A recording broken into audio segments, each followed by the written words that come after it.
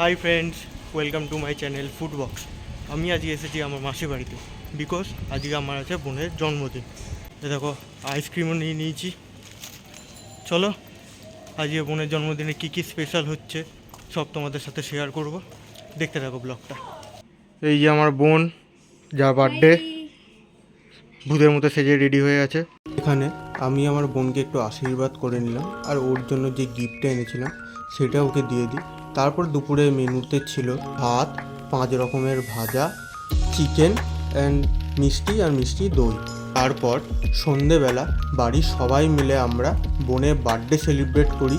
তারপরে আমরা সবাই মিলে গেছিলাম মাহেশে রথের মেলায় ঘুরতে। প্রতি বছর এখানে রথের মেলা বসে, আর মেলার মধ্যে এই ডেকোরেশনের দোকানটা আমার খুব সুন্দর লেগেছে।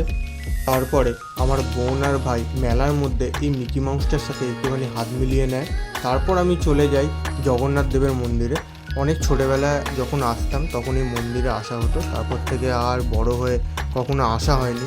তাই ভাবলাম যখন এসেছি তখন তাহলে একবার দেখা করেই যাই জগন্নাথ দেবের মন্দিরে।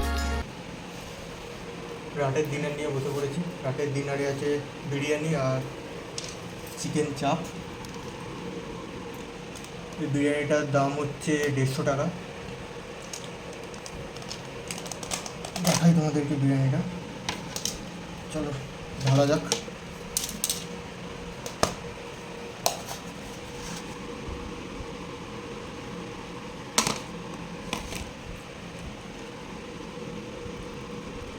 এই হচ্ছে আলু আর চিকেনের পিস।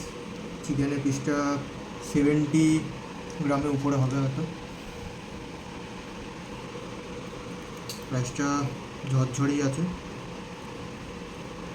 চলো একটু খেয়ে টেস্ট করে বলা যাক কেমন খেতে।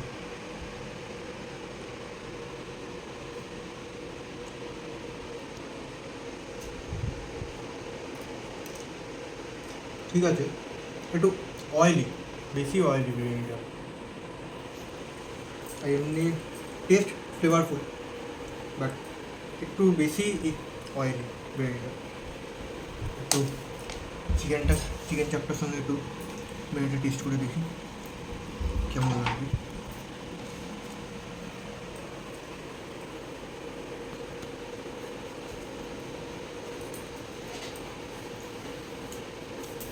চিকেন চাপটা দেখুন,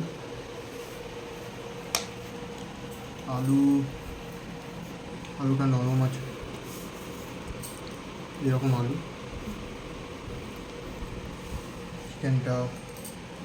চিকেনটাও সফট।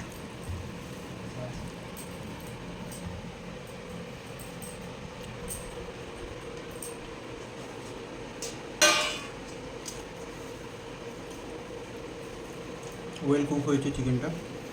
আজকের মতো ভিডিওটা এইটুখানি। যদি ভালো লেগে থাকে সাবস্ক্রাইব প্লিজ।